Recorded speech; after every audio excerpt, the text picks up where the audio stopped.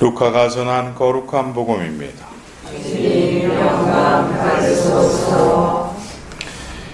그때 시메온이 성령에 이끌려 성전으로 들어갔다. 그리고 아기에 관한 율법의 관례를 준수하려고 부모가 아기 예수님을 데리고 들어오자 그는 아기를 두 팔에 받아 안고 이렇게 하느님을 찬미하였다. 주님, 이제야 말씀하신 대로 당신 종을 평화로이 떠나게 해주셨습니다. 제 눈이 당신의 구원을 본 것입니다. 이는 당신께서 모든 민족들 앞에서 마련하신 것으로 다른 민족들에게는 계시의 빛이며 당신 백성 이스라엘에게는 영광입니다. 아기의 아버지와 어머니는 아기를 두고 하는 이 말에 놀라워하였다. 시메온은 그들을 축복하고 나서 아기 어머니 마리아에게 말하였다. 보십시오. 이 아기는 이스라엘에서 많은 사람을 쓰러지게도 하고 일어나게도 하며 또 반대를 받는 표징이 되도록 정해졌습니다. 그리하여 당신의 영혼이 칼에 깨찔리는 가운데 많은 사람의 마음속 생각이 드러날 것입니다. 주님의 말씀입니다. 그리스도님 찬양합니다.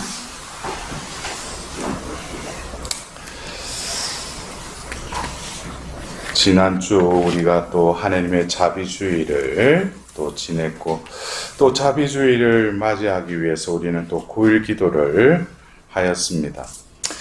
올해 제가 그 9일 기도 중에 문득 우리에게 20세기의 그 파우스티나 성녀를 통해서 발현하신 그 예수님이 그 성심으로부터 그 뿜어져 나오는 그 붉은색과 하얀색 빛이 새어 나오는 모습으로 이렇게 당신이 발현할 수 있었던 것은 누구 때문이에요? 누구 때문에 저렇게 발현할 수 있었어요? 예? 우리 때문에? 여러분들이 뭘 했다고 여러분 덕분에 저렇게 발현하셨다. 예? 문득 제가 그런 생각이 들었어요. 그 사람이 없었으면 예수님도 저렇게 발현하지 않으셨다는 것이죠. 왜냐하면 우리가 그 빛이 뿜어져 나오는 그 성심을 바라보자면 그 성심에 뭐로부터 그 빛이 새어나옵니까? 상처로부터 빛이 새어나오지 않아요? 그죠? 예? 그러면 그 상처가 누구에 의해서 생겼어요? 그렇게 너무 고차원적으로 처음부터 답을 하면 안 돼. 성경에 나와 있잖아. 그것을 본 사람도 있다고. 한 병사가 예수님이 그 죽으셨는지 확인하기 위해서 예수님 양쪽에 있는 십자가에 그 달려있는 사람들은 그 무릎을 쳤죠. 그래서 떨어지면서 죽게 만들었죠. 근데 예수님께 가니까 이미 죽어 있었다고 그랬어요. 돌아가셨다고 그랬어요. 그러자 어떻게 했어요? 거기서 돌아가셨구나 하고 그냥 돌았었으면은 자비의 예수님이 없는 거예요. 긴 창을 가지고 예수님 옆구리를 찔른 거예요. 그래서 옆구리에서 그 찔린 창의 상처로부터 피와 물이 흐른 것이죠. 그것이 마태복음 19장 34절에 그 병사. 그래서 제가 첫 번째 그 평화방송 그 자비주의를 하면서 이 롱기누스라고 하는 그 성인을 잠깐 언급한 적이 있어요. 그분이 여러분들도 2004년도에 패션 오브 크라이스트 그 영화를 보면은 그 병사가 예수님의 옆구리를 찌르자 거기서 피와 물이 세차게 뿜어져 나와요. 예? 우리도 안 그래요. 이런데 혈이 조금 그 동맥이나 이런데 진짜 하면 피가 솟아 나와요. 예? 그냥 뭐 칼이 빈 거 그때는 뭐 피가 그냥 흐르지만은 어떤 큰 동맥이나 정맥을 건드렸을 때는 피가 뿜어져 나오죠. 그러면서 그 예수님의 피와 물이 그 병사가 바로 밑에서 이렇게 찔렸으니까. 그러면서 그것이 뿜어져 나오는데 그의 눈에 들어가요. 그러자 그가 이렇게 눈을 이렇게 합니다. 여러분들 그 장면 기억나시는 분 계신지 모르지만 전승에 의하면 그가 고도 근시였대. 앞을 잘 못 본 사람이래요.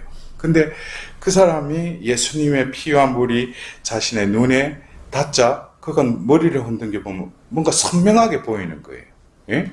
그러면서 그 예수님을 바라보자 자기가 창을 찌르는 그 예수님을 보자 그 앞에 무릎을 꿇습니다. 그때 어떤 육신적인 눈도 치유를 받았지만은 영혼도 치유가 일어난 거예요. 그래서 우리가 로마에 가면 롱기누스라고 하는 거리로 있다고 합니다. 그래서 그분이 이제 회개해서 순교의 삶을 또 삶으로 삶을 마감했다라는 그건 전설이 아니에요. 여러분들 믿거나 말거나 전설이 아니라 실제로 그 병사가 성인이 됐다는 거예요. 롱기누스라고 하는.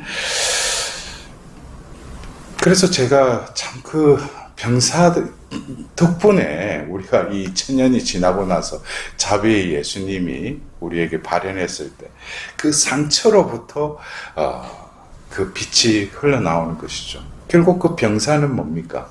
나죠. 내가 찔른 것이죠. 그래서 그 이사야서 53장에 그 말씀이 이루어진 것이죠. 그를 찌른 것은 우리의 죄악 때문이라는 거예요. 그러나 그 죄악으로 찔렀지만은 그분이 그 상처로 우리의 병고를 낫게 하셨다. 그 주님의 종의 노래가 이루어진 것이죠. 오늘 우리는 시메온이 그 성전에서 예수님을 그 봉헌할 때 예수님에 대한 그 예언을 합니다. 그리고 이어서 마리아께 루카복음 2장 35절에 당신의 영혼이 칼에 깨찔리는 가운데 많은 사람의 마음속 생각이 드러날 것입니다. 우리가 이 첫토 신신미사를 봉헌하는 것이 바로 성토요일에 또 기원을 두고 있죠.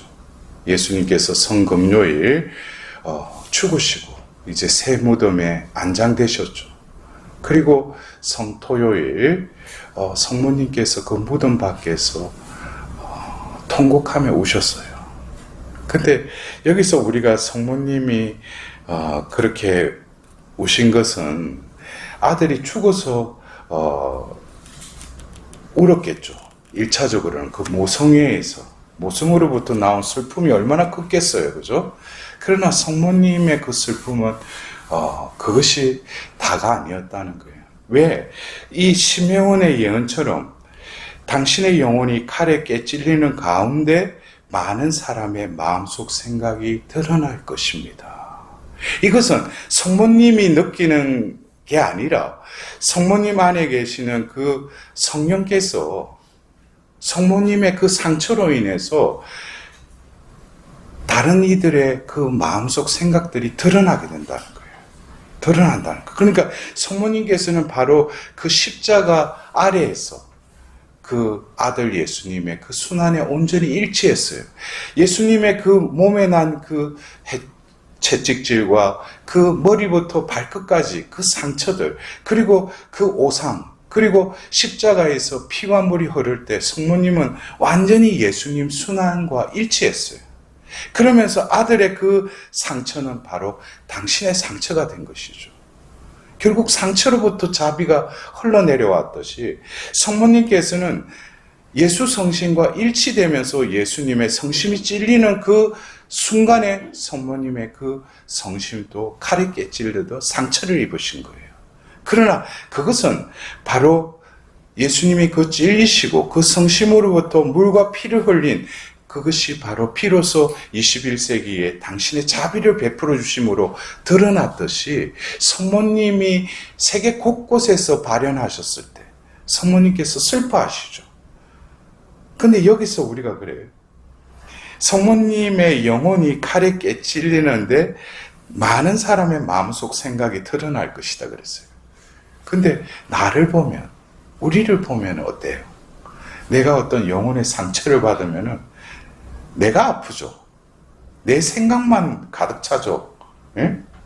근데 성모님 성심은 조금 작동 원리가 다른 것 같아. 자기가 상처를 입었으면은 나에게 상처를 준 사람을, 그 사람을 미워하고 정오하고 어떻게 그 사람이 나에게 상처를 줄 수 있는가, 그런 성모님의 마음이 아니에요. 영혼이 아니에요.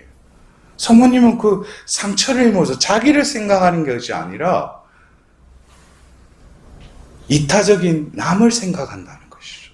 이게 근본적으로 우리의 성모님 성신과 우리의 영혼이 다른 거예요. 죄로 물든 우리의 영혼은, 여러분들 안 그래요? 누구에게 말이나 행동이나 뭐 어떤 일로 인해 내가 상처를 받으면은 어떻게든지 그 상처에 내 마음이 다 가 있잖아요. 예? 그러니까 뭐 사람들 좀 모으려고 하면은 포스트에 꼭 뭘 집어넣어요? 치유하면은 다 몰려오는 거야. 예?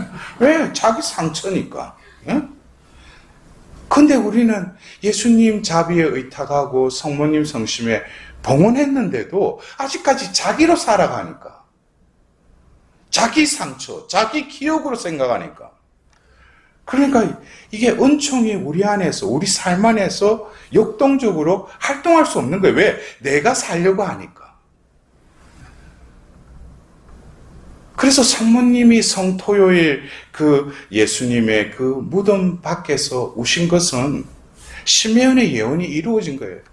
많은 사람의 마음속 생각이 드러난 거예요. 결국 아들 예수님의 죽으심은 뭐예요? 인류를 위해서, 인류의 죄악을 위해서 죽으신 거예요. 그것을 예수님만 느끼신 게 아니라 성모님도 온전히 순환에 일치함으로써 그것을 느끼신 것이죠. 그래서 우리가 어쩌면 이 부활 시기를 지내면서 부활 삼종 기도할 때 여러분들, 그래서 동정 마리아님 기뻐하시며 즐거워하소서 알렐루야 그래요. 알렐루야. 예? 근데 여러분들 그래요. 성모님의 기쁨, 성모님의 기쁨과 똑같은 단어이지만 나의 기쁨하고는 차원이 틀려요. 성모님의 기쁨은 자기 위주의 기쁨이 아니셨다는 것이죠. 성모 영보 때도 은총이 가득하셨다고 그랬어요. 성모님이 이제 아들을 낳을 것이다. 그래서 성모님이 인간적인 면모를 드러낸 게 뭡니까? 루카복음 1장 35절에 내가 남자를 알지 못하는데 어떻게 그런 일이 있을 수 있습니까? 그러자 가브리엘 대천사가 다시금 안심시키죠. 하나님께 불가능한 일이 없다. 그러자 성모님이 피하다시죠. 근데 그 순간에 그 다음 장에 넘어가면은 유다 산골에 있는 엘리사벳에게 갔을 때, 우리가 보통 나라면 내가 임신은 할 수 없지만 나라면 그러한 상황에 처했을 때 약혼한 상태 속에서 임신을 하면 어떻게 돼요? 이게 배가 부르면 부를수록 이제는 남의 눈에 띌 거 아니에요. 그러니까 도망간 거예요, 그게. 유다 산골로. 근데 엘리사벳은 그 마리아의 모습을 보면서 뭐예요? 성모성의 전반부에 기뻐하소서 그래요. 성모님은 침울하고 내가 지금 어떻게 남의 눈에 띄면 돌팔매질을 당하는 그런 상황인데도 성모님은 기뻐하셨어요. 그것이 성령을 통해서, 엘리사벳을 통해서 선포된 것이죠. 그리고 마니피카스를 통해서 내 영혼이 주님 안에서 기뻐 뛰논다고 그랬어요. 이 기쁨은 나의 기쁨과는 틀려요. 차원이 틀려요. 나는 나에게 어떤 좋은 일이 생기고 나의 어떤 응답, 축복을 받았을 때 기뻐하죠. 그러나 성모님은 그렇지 않죠.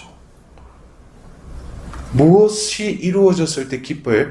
하나님의 뜻이 이루어졌을 때, 하나님 말씀이 이루어졌을 때 그것으로 기뻐하시는 거예요. 그래서 성모님께서 예수님의 그 순환 가운데 온전히 일치함으로써 결국 예수님의 순환이 뜻이 바로 인간의 죄악을 완전히 처이기고 승리하시는, 그것을 성모님도 바로 많은 사람들의 생각이 드러나면서 예수님의 죽음으로 하나님의 그 자비가 이 온 인류에게 퍼짐을 성모님은 느끼셨죠. 그래서 결국 예수님의 부활로 성모님은 뭡니까? 그것으로 인해서 하나님의 말씀이 이루어졌기 때문에, 하나님 뜻이 이루어졌기 때문에 기뻐하시고 즐거워하시는 거예요. 이것이 어떻게 보면 우리 삶에, 그래서 제가 그때도 한번 그 강의 중에 그런 말을 한 적이 있어요. 우리 신자들이 어떤 때 침울해가지고 이래고 신부님 요즘 힘듭니다. 그러면 제가 그래요. 어떻게 주님이 외출하셨습니까? 하면 뭔 소리인지 몰라요. 예? 그리고 막 피정 갔다 왔는지 얼굴에 혈색이 돌고 또 와가지고 신부님 요즘 너무 기뻐요. 그러면 어떻게 외출하셨던 주님이 다시 돌아오셨습니까? 그래도 몰라. 응? 뭐가 뭔지도 모르고 살아가는 거예요. 기쁨의 원천은 우리 안에 그리스도가 살아있을 때 기쁨이죠. 그래서 우리는 오늘 이 첫도 신신미사를 봉헌하면서 성모님께서 그 파티마에 발현하셨을 때도 아이들에게 슬픈 어조로, 슬픈 눈가에 그 슬픈 어떤 모습으로 또 발현한 적도 있었다고 그랬어요. 왜 그랬어요? 인류가 회개하지 못하니까. 그리고 지옥으로 너희들이 기도하지 않으니까 많은 이들이 지옥으로 떨어진다는 거예요. 그래서 너희들이 희생하라, 기도하라 그러죠. 그렇다면 우리가 성모성신께 봉헌된 자로서의 삶은 조금 전에 말씀드렸듯이 내 위주의 그 기쁨 세계, 그 차원에서 머물고 있다면 매번 묵주기도를 바치면서도 은총이 가득하신 마리아를 기뻐하소서. 그 기쁨은, 나의 기쁨은 하고는 차원이 다른 거예요. 성모님의 기쁨은 하나님의 뜻이 이루어지는 기쁨인데 나는 내 뜻이 이루어달라고 그 기도를 바치고 있으니 그 기도문은 어떻게 되겠어요? 그냥 다른 방향으로 가는 것이죠. 그래서 우리가 죄라고 하는 그 단어의 어원을 보면은 히라보이의 하마르티아라는 그 단어를 써요. 근데 이 하마르티아라고 하는 이 단어는 그 원어의 의미는 표적을 빗나갔다라는 것이죠. 표적이 빗나갔다는 거예요. 분명히 나의 관역이 있으면 내가 그 관역을 향해서 쏴야 되는데 엉뚱한 방향으로 쏘고 있다는 것이죠. 그래서 신앙생활을 내가 그 목표를 정확하게 상정하고 마라톤 선수가 그 피니시 라인을 향해서 달려가야지 통과를 할 거 아니에요. 근데 자기 나름대로 구원의 삶, 영원한 생명. 근데 자기 식대로 살아가는 것이죠. 이것 자체가 뭡니까? 죄라는 것이에요. 표적에 빗나갔으니까. 그래서 우리가 이 부활 시기에 성모님께서 나의 티 없는 성심을 보라. 그런데 티 없는 성심을 보면 가시 덤불이죠. 예? 가시로 찔려 있죠. 근데 나에게 봉헌된 그 자녀들은 이제는 뭡니까? 내 삶이 바라보는 관점이나 인생관이 달라져야죠. 내가 진정으로 기뻐하고 즐거워하시는 그 성모님과 성모님의 그 기쁨과 그 즐거움에 온전히 연합해야 돼요. 그래서 오늘 우리는 이 부활 시기에 오늘 교회가 선택한 이 요한복시록 21장 1절에서 5절의 말씀. 저는 이 말씀을 세계 곳곳에서 선포하도록 성령께서 저를 이끄셨어요. 근데 저에게 이 말씀을 선포하면서 이게 뭔가? 내가 신천지도 아닌데 새하늘 새 땅 뭐 이러고. 근데 여기서 보면은 나 요한이 새하늘 새 땅을 보았다고 그랬어요. 그리고 이 21장 3절에 보면은 의주와 하느님이 계신 그 자리에서 큰 목소리가 울려나왔는데 그 목소리를 들은 거예요. 21장 3절에는 보라 이제 하느님의 거처는 사람들 가운데 있다. 여러분들 그래요. 그냥 밑에 있는 4절의 그 말씀이 이루어지기를 바라기 이전에 이 3절의 말씀이 나에게 이루어져야 돼요. 이 3절의 말씀이 이루어지면 자동적으로 이 4절의 말씀이 내가 생각하지도 못했던 삶의 애환들, 삶의 질곡들, 이런 것들이 나에게 눈 녹듯이 사르르 녹아버리고 없어져 버려요. 3절의 이 말씀이 이루어지면. 여러분들 4절에 보세요. 그들의 눈에서 모든 눈물을 닦아주실 것이다. 다시는 죽음이 없고 다시는 슬픔도 울부짖음도 괴로움도 없을 것이다. 이전 것들이 사라져버렸기 때문이다. 여러분들 이 말씀이 나에게 이루어지면 얼마나 좋겠어요. 여러분들 보셔요. 이제 너희들 눈에서 모든 눈물을 다 닦아주시겠다. 그리고 다시는 죽음이 없고 다시는 슬픔도 울부짖음도 괴로움도 없을 것이다. 여러분들 그러면은 그 삶은 결국 무슨 삶이에요? 지금이 내가 천국에 사는 거지. 여러분들 그런 삶을 살고 싶죠? 예? 별로 살고 싶지 않은 것 같네. 예? 그냥 애안 속에, 힘든 속에, 그냥 푸념 속에 그래 살고 싶어요? 이 말씀이 내 삶에서 이루어졌으면 하는 마음이 있잖아요. 그러려면 21장 3절의 말씀이 우리 가운데 이루어져야 돼요. 보라, 이제 하나님의 거처는 사람들 가운데 있다. 하나님께서 사람들과 함께 거처하시고 그들은 하나님의 백성이 될 것이다. 제가 그 코로나 팬데믹 때 성경 강의를 온라인을 하면서 40주에 걸친 그 온라인 그 회복 성경 여정을 하면서 그 성경 여정을 하기 전에 우리 신자들과 함께 성경 통독을 하기로 1년 전부터 준비를 했어요. 근데 제가 그동안에 여러분들도 잘 알지만은 김태강 신부하면 세영이라고 하는 브랜드가 같이 붙어 다니죠. 예? 근데 제가 받은 그 말씀 바로 에ze키엘서 36장 26절의 말씀이 있는데 제가 그때에 통독을 하면서 바로 그 다음 장 36장을 넘기고 37장을 읽는데 37장에 처음에 무슨 말씀이 나와요? 부활의 환시에 대해서 나와요. 마른 뼈들이 다시 소생하는 그 한시를 에제키엘 예언자가 봅니다. 그리고 뒤쪽에 가니까 바로 내가 그 전에 이미 여러 곳에서 선포했던 말씀이 에제키엘 예언서에 그대로 적혀 있는 거예요. 그 말씀이 바로 이 묵시록 21장 3절의 이 말씀, 하나님의 거처가 사람들 가운데 있다. 하나님께서 사람들과 함께 거처하시고 그들은 하나님의 백성이 될 것이다 라는 것을 에제키엘서 37장 26절에 하나님께서 말씀을 담아주십니다. 이제 내가 너희와 평화의 계약을 맺으리니 이 계약은 영원한 계약이 될 것이다 하고 이르신 말씀이 나의 거처가 이제 너희들 가운데 영원히 머무를 것이다 그래요. 여러분들 그래요. 우리가 계약만 하더라도 성경의 전체 스토리가 흘러가요. 한 권의 책으로 보여요. 계약만 잘 보더라도. 왜? 계약의 책이니까. 예? 신약 구약이잖아요. 옛 계약, 새 계약의 책이죠. 그래서 계약이 흘러간다는 거예요. 근데 우리가 예수님이 십자가에 죽기 전에 최후의 만찬을 하시면서 성체성사를 이루시죠. 예? 결국 이 제대 위에서 우리가 미사성제, 성찬례를 하는 것은 새 계약의 제사예요. 구약의 제사, 옛 제사가 아니라 새 제사죠. 새 계약의 제사죠. 근데 지금 이 세상이 결국 지금 전쟁과 분쟁, 기후이변 모든 것들이 지금 보면은 얼마나 혼란스러워요. 어쩌면 지금 우리 인류에게 있어서 가장 바라는 염원 중에 하나가 평화죠.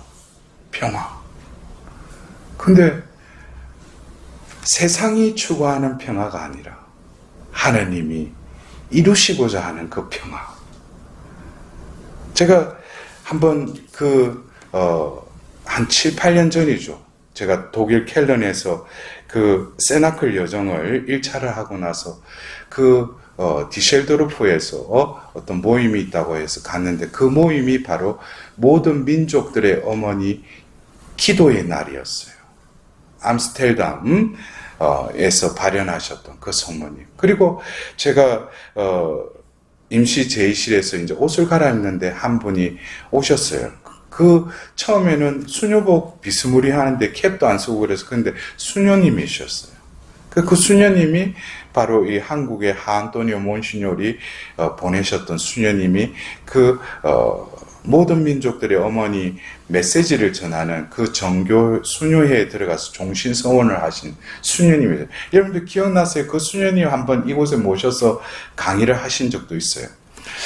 근데 그 수녀님이 저에게 같이 우리 신자들과 저녁 식사를 하고 저에게 기도문을 건네주시는데 제가 그 그림은 알고 있었어요.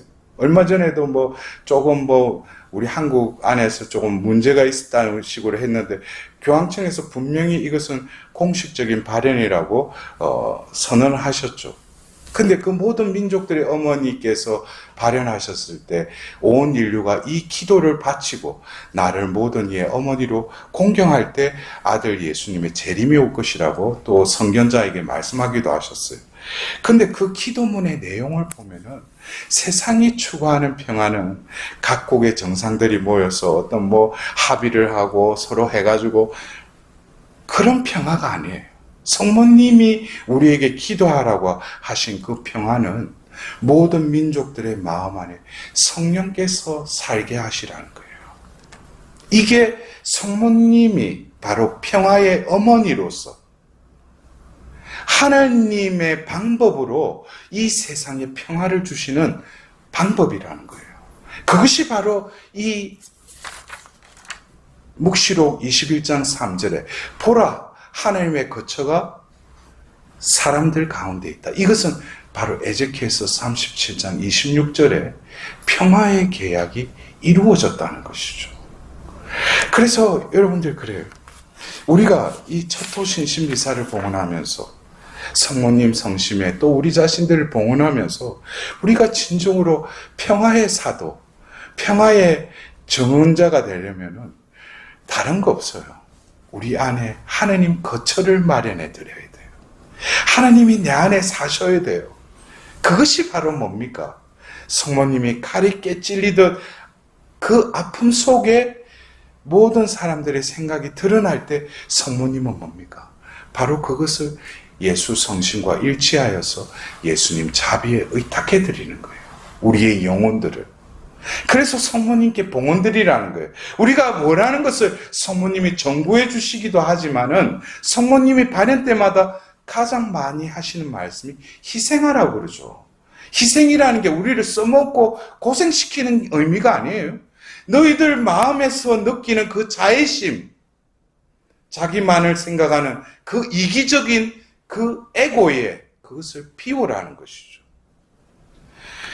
너의 상처가 이제는 더 이상 너의 상처가 아니라 예수님의 자비로 너희들의 그 상처를 통해서 뭐가 흘러간다는 거예요? 자비가 흘러간다는 거예요. 그래서 자비신심을 그렇게 기도를 하고 하는데 이렇게 잘 들어보면은 저 사람은 자비신심을 아직 이해하지 못했어요. 왜? 자비를 위해서 기도도 많이 하고 봉사도 많이 했는데 자비가 그 안에 머물질 않아요. 머물지 않는 샘에서 어떻게 물이 흘러나옵니까? 내 안에 영원히 마르지 않는 생명의 샘이 장착이 될 때 나의 말이나 행위와 기도를 통해서 그 생명이 흘러가는 거예요. 그래서 우리가 오늘 이 부활 시기에 성모성월에 우리가 첫 신신미사를 봉헌하면서 여러분들 또 성모님께 봉헌하는 취향도 있으시겠지만 그거보다도 또 다른 차원의 성모님, 저도 당신과 같이 어쩌면 죄악으로 물든 이 세상에 태어나서 살아오면서 많은 상처를 받았다. 영혼의 칼이 깨찔리는 아픔이 자국이 내 안에 또 남아있다. 그러나 더 이상 그것을 나의 것으로, 나의 기억, 나의 상처로 삼을 것이 아니라 바로 당신 아드님의 그 성심에 그 상처와 일치시켜 주셔서 그 상처로부터 피와 물이 흐르는 그 자비가 흘러왔듯이 이제 내 남은 삶을 통해서 나에게 집중하는 삶이 아니라 예수님께 온전히 전향해서 예수님 안에 머무르는 삶으로 나를 변화시켜달라. 여러분들, 더 이상 상처는 아픔이 아니에요. 저도 과거의 어떤 아픔들, 그런 기억들, 그거 덕택에 그것으로 살아가는 거예요, 지금. 그런 아픔, 그 좌절, 시련, 이런 게 없었다면은 제가 지금 서 있을 수 있는 힘이 없어요. 왜? 그 자리가 바로 자비의 자리였기 때문에.